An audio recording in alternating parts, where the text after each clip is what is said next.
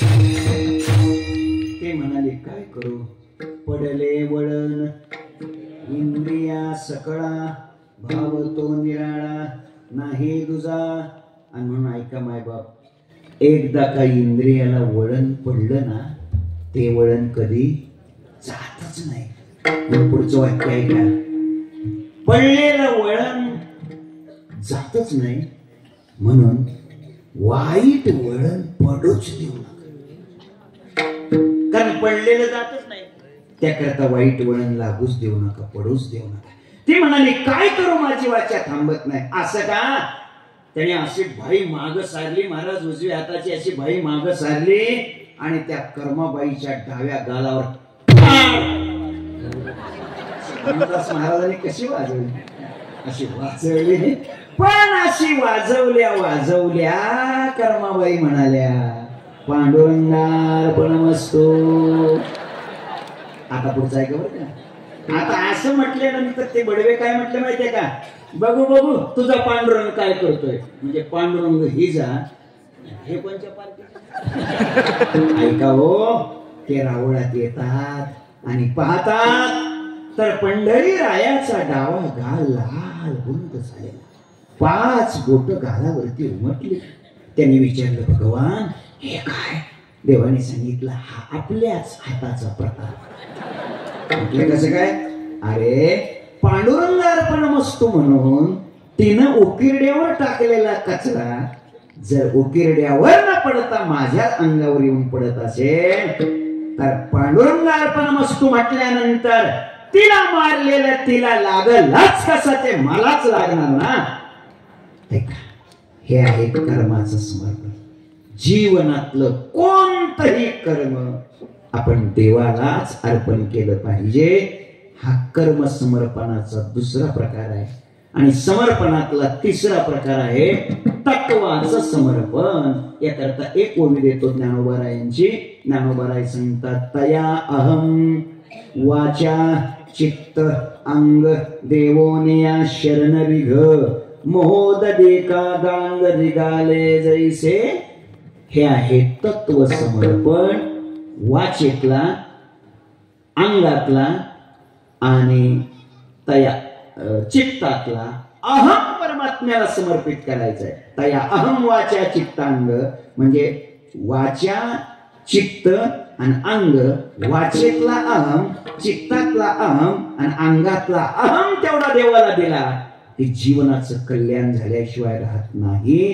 म्हणून तत्व समर्पण हा तिसरा प्रकार आहे.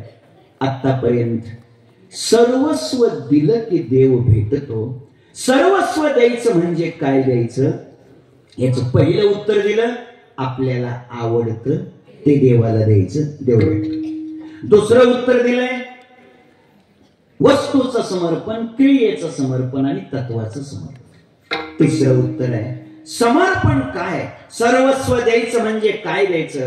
तर ऐका, माग खाली काहीही शिल्लक ठेवायचं नाही. कशाप्रमाणे? इतिहास आहे महाराज. भर सभेमध्ये द्रौपदीचं वस्त्र हरण होत होतं.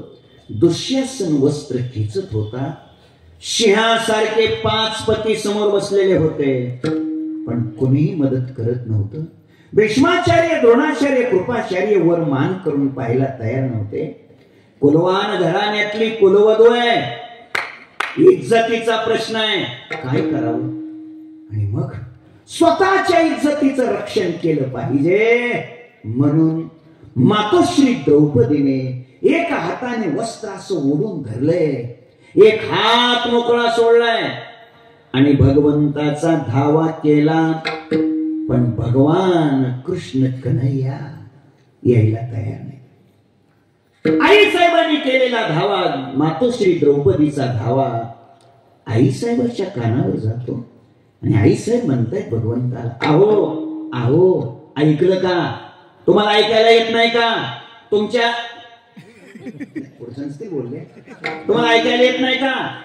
भगवान म्हणाले मला चांगलं ऐकायला येतंय, एवढ्या मोठ्याने ओरडायची काही गरज नाही, लाऊड स्पीकरची व्यवस्था नंबर 1 आहे.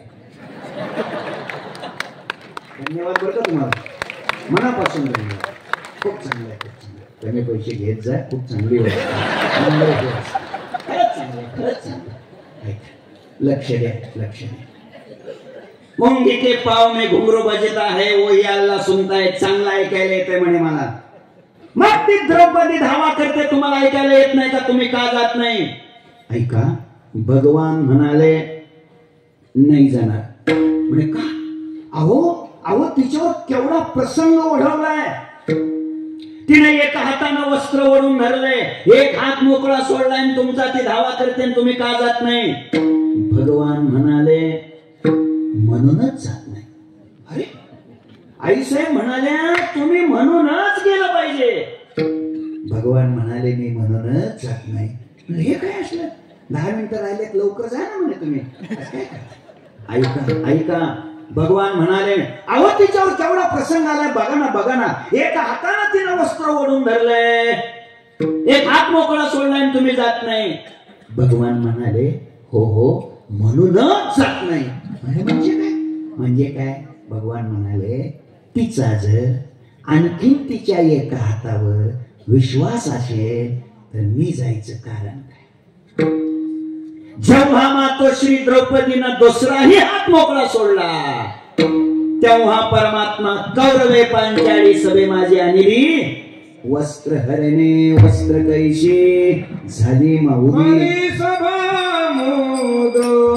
आपल्यासारख्या महात्म्याच्या आवाजाने वारकरी संप्रदायाच्या भजनाची लाज खरी राखली. काय देव कोणाला काय दिले हे सांगता येत नाही हो. आमच्याविषयी का कृपण राहिला असं देव जाणे. किती गोड आहे. मी एवढं मोठं बोललेलं तुम्ही एका प्रमाणात सगळं सगळं जिंकून टाकलं.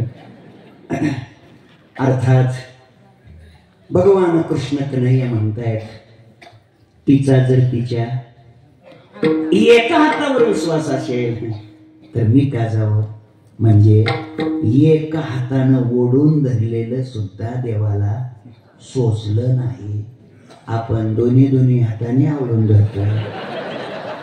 कधी यायचं आपल्यासाठी कोण असतो? कधीतरी या गोष्टीचा विचार करा. ऐका ऐका, द्रौपदी म्हणाली भगवंताला एक कन्हैया कन्हैया का बरं तू इतका उशीर केला? तुला तर कळतं ना सगळे. हो कळतं. तू माझ्या हृदयात नाहीच का? नाही ना. मग जर माझ्या हृदयात आहेस तर एवढा उशीर का लावला? का लावला एवढा उशीर? इतका उशीर लावायचे काही कारण होतं? ऐका, कन्हैयाने उत्तर दिलं तू जर म्हटली असतीस ना कोटे गुंतलाशी, पण तू तशीच म्हणली ना द्वारकेच्या राया. तू असं म्हणायला पाहिजे होती कोटे गुंतलाशी नावीच्या राया. तर मग कन्हैया हजरच होते ना. आणि मग काय वेळ लागत होता ना? हजर नाही म्हणलं असं म्हणायला पाहिजे होतं ना. एक द्वारकेच्या राया म्हटल्यामुळे म्हणले मला तुझ्या हृदयातून द्वारकेला जावं लागलं आणि द्वारकेहून पुन्हा माघारी इथे यावं लागलं. मग काय अंतर कमी आहे का? ट्रेन लेट होती कधी कधी. माझा मुद्दाच इतकाच आहे. कन्हैया हजर झाले. मी आपल्या पुढे काय बोलावं लागलो?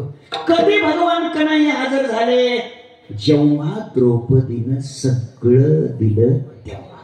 मला वाटतंय या नाविकरांनी सुद्धा वारकरी संप्रदायाला आणि नतुसिंह महाराज दौरा मंडळाला सगळं दिलंय म्हणून कन्हैया, म्हणून हे सगळे हजर आहे. हे त्याचं उत्तर आहे हो. नाहीतर हे लोक भेटणं सोपं नाही. महाराज भेटणं बार्शीमध्ये बाबा कीर्तन करून आले. काय कोण किती लोक समाधानाने तृप्त झाले. आणि वारकरी शिक्षण संस्थेच्या जोग महाराजांच्या फळावरती आणि जोग महाराजांच्या उत्सवामध्ये घाटावरती काल्याचं कीर्तन काय दर्जेदार बाबांनी केलं. किती गोड. वारकरी संप्रदायाच्या दिग्गजांचा महापूर होता तिथं कीर्तन ऐकायला. आणि त्यामध्ये अशी अशी मुरली वाजली म्हणतात काय बोलायचंच काम नाही. त्याला आम्हाला येतच नाही तर कशाला बाबा म्हणून. तुम्हाला बी येते यांना बी येते. माझा मुद्दा इतकाच आहे, सर्वस्व दिलं की कन्हैया येतात. देवाला द्यायचं म्हणजे काय द्यायचं? सर्वस्व द्यायचं. सर्वस्व द्यायचं म्हणजे काय द्यायचं? याची 3 उत्तर आतापर्यंत सांगत आलोय. पहिलं आवडतं ते द्यायचं. दुसरं वस्तू क्रिया तत्व द्यायचं. तिसरं द्रौपदीनं जसं सगळं दिलं मागं ठेवलं नाही तसं सर्वस्व द्या. देव भेटतो चौथं उत्तर द्यायचं, सर्वस्व द्यायचं म्हणजे काय द्यायचं, तर ऐका, मागे खाली काहीही शिल्लक ठेवू नका.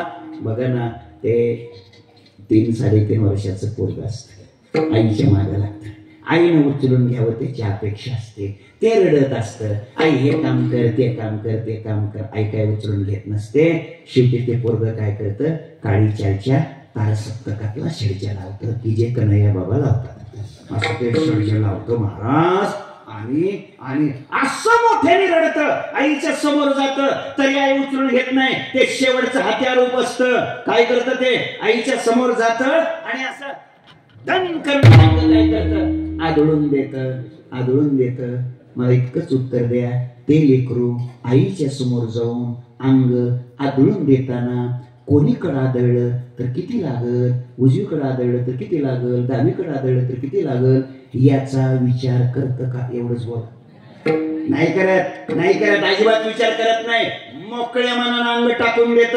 मला उत्तर द्या, ते लेकरू आईच्या समोर जाऊन अंग आदळून देताना किती लागल याचा विचार का करत नाही, एवढं सांगा. ते म्हणत असत मला काय करायचंय, चट बघून घे. त्या लेकराचा पूर्ण विश्वास आईवर असतो आणि म्हणून त्यांना असं अंग लागलं ते लेकरू, त्याला आई उचलते चटकन आणि कडेवरती घेते. मायबाप, माझी विनंती आहे, आईनं लवकर यावं आणि उचलून कडेवर घ्यावं, असं तुम्हाला वाटतंय का? वाटतंय ना? तर मग जरा मोकळ्या मनानं अंग आदळायला शिका. हे लक्षात ठेवा, प्रमाणानं बोलतो. तुका म्हणे, बाळ लोळे न धरिता सांभाळ, तैसे माझे दंडवत, निरोप सांगतील संत पडे दंड काठी, देवलती सवालोटी. या न्यायाने आपण जपलं पाहिजे हो. आणि समर्पण करताना थोडा केसासारखा बारीक पाऊस येत असावा, थोडा अंगावर कपडे असे पांढरे शुभ्र कडक असावे, माऊलीच्या मंदिरामध्ये आलेला असावा, महाद्वारातून आत शिरलेला असावा, केसासारखा बारीक पाऊस येत असावा, आणि मग त्याचं साष्टांग दंडवत माऊलीला घालणं हे लांबून बघायचं कसं असतं ते. असा अलगद वाकतो, असा टिकतो, हे टिकू देत नाही. माऊली म्हणतात, गड्या तुझं कपड्यावरच जास्त प्रेम आहे, तिकडेच जातो, माझ्याकडे नको. मी का सांगायला लागलो, समर्पण करताना माग खाली काहीही शिल्लक ठेवायचं नाही. कोणाप्रमाणे? त्या लेकराप्रमाणे. तसं जर केलं तर पंढरीनाथ परमात्मा हे आई येईल आणि उचलून घेईल. समर्पण करताना जसं द्रौपदीनं सगळं दिलं, भगवान येतील आणि सांभाळ करतील. समर्पण करायचं म्हणजे तत्वाचं, क्रियेचं, वस्तूचं. समर्पण करायचं म्हणजे जे आवडतंय ते सगळं द्यायचं. आणि असं जर केलं तर परमात्मा येऊन काय होतो, भेटतो. समर्पण करायचं म्हणजे काय करायचं, सर्वस्व द्यायचं म्हणजे काय द्यायचं, त्याचा एक आणखीन उत्तर 2 मिनिटांनी सांगतो आणि सेवा समाप्त करतो. समर्पण करायचं म्हणजे काय करायचं, विठोबा रखुमाई.